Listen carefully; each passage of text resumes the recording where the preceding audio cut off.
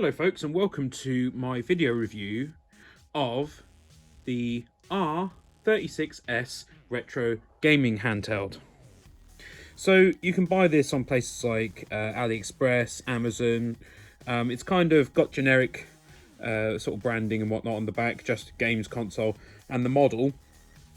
So you might be thinking, is this actually not a very good machine? Is it low build quality? Is it even dangerous? Well, I'm here to tell you, no, it's not. It's actually rather good. So let's talk about first the machine itself. So you've got a nice little 3.5 inch LCD display. Not the highest quality, but it's enough resolution to play the kind of games that you would have been playing back in the day on it. Got a nice feeling D-pad here, where you can easily get the sort of diagonals on it. Only a mono speaker, but it is right in the middle, so your fingers won't obscure it, so that's good. You've got your start, select, and FN buttons there. These have different functions depending on what game or emulator you're using. And you've got analog sticks here that would appear to have come directly from whoever sold Nintendo the sticks for the Switch. And of course you've got your standard buttons here, and they're actually, I don't know if you can see it there, kind of inlaid, the lettering on them. This is a translucent model, very nice design. On this side is where you would put your SD card loaded up with games. Now, I'm not going to say where you can get those games, but if you buy this from certain places, it will come preloaded with games. And on the other side is where you put your operating system SD card. Now, the most up-to-date version of the software for this actually means you no longer need this one. You can actually have them all on the other one. But I prefer to keep them separate for sort of redundancy's sake, really. On the back of the unit, you've got 4 buttons, micro switch buttons, nice feel to them, and much like a Game Boy, you've got your lithium battery in there, so if it does start to swell or have issues, you can of course change it out, which is actually quite a nice thing to see. On the bottom, you've got your headphone jack, and you've got a separate charging USB-C slot and a data one. So, one of the first things you're going to want to do is get some software on Windows, which I'll show you momentarily. You can get it all from places like GitHub or SourceForge, and you're going to want to clone and replace these SD cards. So this one, the one with all the games on it, you're going to want to replace that, and of course the other one as well. And it can be somewhat convoluted to get the data onto this, but it's worth doing. Then, once you've done all that, you're going to want to actually hook this up via USB-C to your Android phone if you have one, and see about getting over-the-air updates for it as well. But you can get the latest software online and do that yourself quite easily.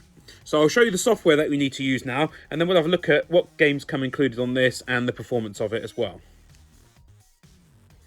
Okay, so just briefly here, the 2 bits of software that you're going to want is Win32 Disk Imager. So you would put your SD card in, you'd click read, and that would then make a copy of your software on there to a place on the hard disk. So it would show your device there, which would be probably your E drive or whatever, and then you'd click image file and you would create the image on your hard disk. So you read it onto your hard disk, that creates an image of the SD card. After which you would take that SD card out, put the other one in, select the image file, and this time click write, and it will show you a warning saying, okay, it can damage the disk if you use it to write, and you would then stick that onto your other one. And for the main operating system software, you're going to want to use a piece of software called USB Image Tool. I'll just go ahead and open that. Windows will try and tell you these are Trojan horses and dangerous and whatnot, but they're not. They work absolutely fine. So you would put your USB card in, and it's important that these are both formatted as exFAT. And then you would extract the following piece of software. I'll just go back here, and it's the R36S, and it will say whatever the number is there is the latest version, and uncompress it and stick the image file, which looks like this disk image file, and use this piece of software to write that to the SD card. Then once you put the SD card into your R36S, it will completely unzip that and fully install it. So those pieces of software can be found on GitHub and SourceForge by simply searching for them on Google. Now back to the console at hand. So you've got your power button there and a reset button, and your volume buttons here as well. And upon starting up the system, you'll see a little bit of text saying Arc OS, and then you get into this here. So it doesn't have much charge, so I would recommend plugging it in to a wall socket in order to charge it. So as you can see, it's now charging from an actual proper socket. It doesn't seem to charge very nicely from a laptop. So included, Capcom System 1, System 2, System 3, MAME, which means Multiple Arcade Machine Emulator. Tons of games on that one. That's by far the biggest amount of games included. Neo Geo systems, PC Engine, Nintendo 64. Now, in terms of performance, some of these higher sort of games like Nintendo 64 games don't always perform brilliantly. And GoldenEye is a good example of that.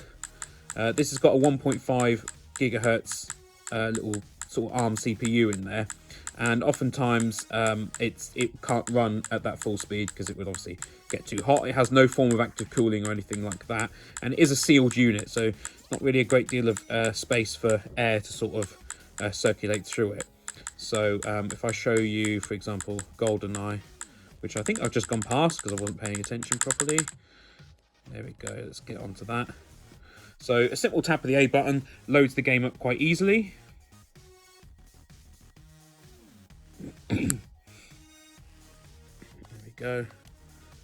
Let's get into that.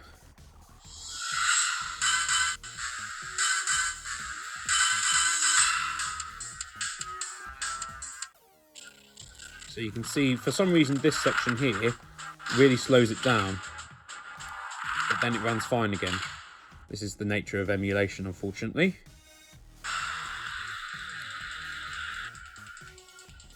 And of course you can remap things to these two analog sticks, so the C buttons can be on this one, for example.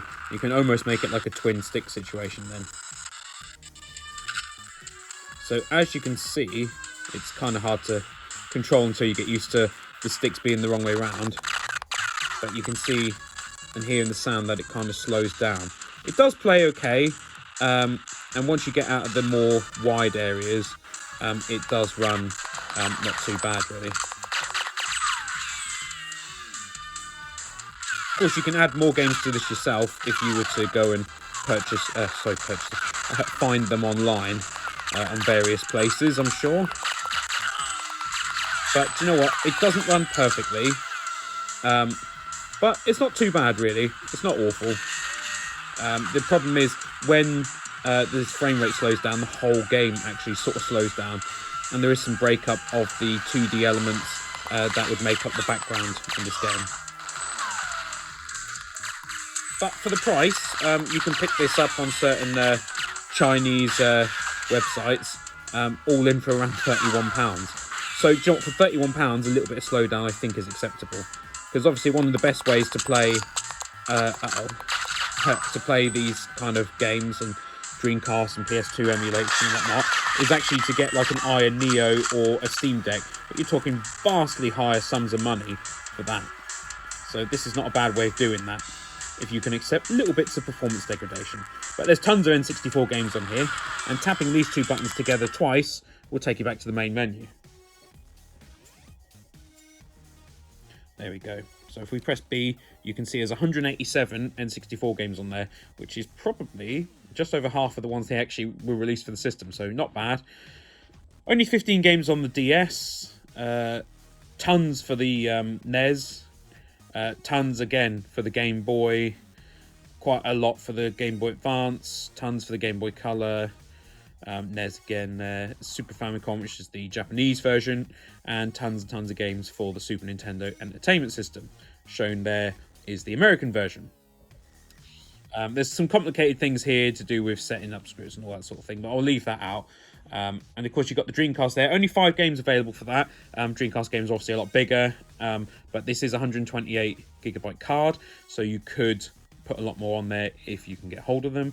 Got plenty of games for the Game Gear, tons of games for the Sega Mega Drive, lots of games for the PlayStation. Again, PlayStation doesn't run perfectly on here, but it is playable, and a good few games for the PSP. And then of course you can look at all games. You've got 15,000 on there. Although how many of them you'll play is of course up for sort of debate. You can access an options menu here wherein you can change various display settings, UI settings. That's worth doing so because, for example, you might be thinking, oh, these look quite small on there. So you could change, for example, the UI settings to make, for example here, full-size consoles.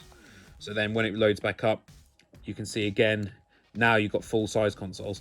But I'm not sure. These look okay. They don't look bad, but like that looks quite distorted and warped to me. So I think it actually looks better with mini consoles as it's labeled on there. So there you go. You can see there's plenty of options, tons of stuff you can change. I won't go through all of it, but there's loads of stuff you can change. One thing I will go through is, for example, when you go on the Mega Drive here, by default, it puts these games as... where are we? So hang on. So by default, it puts them as... Oh, this has changed. See, each theme has a different way of doing it, but basically you want to change these to the setting called detailed, because if you leave them on the default setting, they take up the whole screen and you would have to scroll for ages. Whereas if you have it on detailed, you get the names there, you can scroll through, and then you can also add your favorites, you can search and whatnot, and it gives you the information on the other side. This isn't available for every single console, but it is for the bigger sort of ones like the Mega Drive and whatnot. So it plays most of these games really well, and it's a pretty cheap system, and you do get a ton of games included with it. So overall, I'd say this, if you're really into retro gaming, or if you're just getting into it and you're thinking, I don't want to spend loads of money on one of the higher end systems, this actually isn't too bad. It's actually got decent build quality as well. It comes with a little carry case. The SD cards are, of course, of a pretty low quality, and you will want to replace them. But otherwise, it's actually a pretty decent system. So if I just load up a Mega Drive game, you can see how well it runs. What should we load up? Let's load up BC Racers.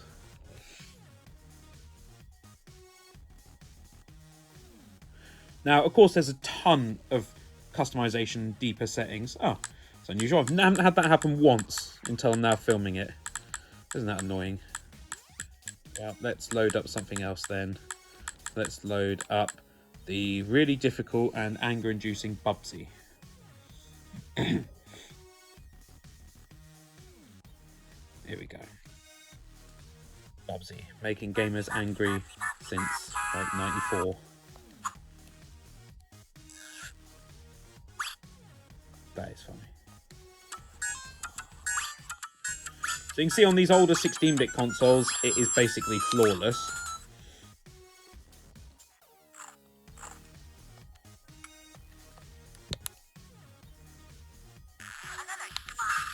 Here we go. As you can see here, these older games tend to run at like 60 FPS without issue, and it does so on here as well. So this is what I'd recommend primarily playing on a system like this. I'll show you a little bit of Dreamcast performance as well.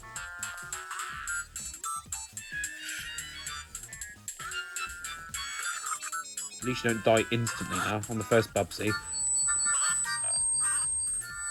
Not even sure what killed me there. I mean, it's apparently a parrot was making noise at me or something, and therefore I'm dead. So I'll show you the Dreamcast now. You double tap those two buttons, go back to the main menu. Of course, you can download extra themes and whatnot, but I just haven't had a chance to do that yet. So if we go across to Sega Dreamcast, did I go past it? There it is. Go on to that. So there's only 5 games, like I said, because they're quite big. But what we'll do is we'll load into Crazy Taxi 2, because I'm not sure that even came out on the Dreamcast. I think this is perhaps a fan port. Or if I'm wrong, let me know in the comments. But I don't feel like this actually came out. So here we go. Yeah, it's all in Japanese, but it is a pretty simple game, so you don't really need to know all of the language on it. So if we skip past all this, yeah. God, I remember seeing all that back in the day. It's party time. Let's have some fun. All right, let's go make some friends. Go ahead and drive it down the gas. By default, it is pretty loud. I'm going to turn that volume down a bit. I'll just show you a little bit of driving around so you can see the performance that you would get if you were to stick a Dreamcast game into this.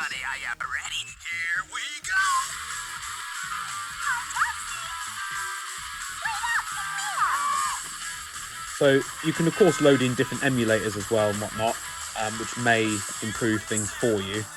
For example, Crazy Taxi 2 seems to play pretty nicely on here, better than the N64 games. Although other N64 games will of course vary in performance. GoldenEye was never the most performant of games when it came out.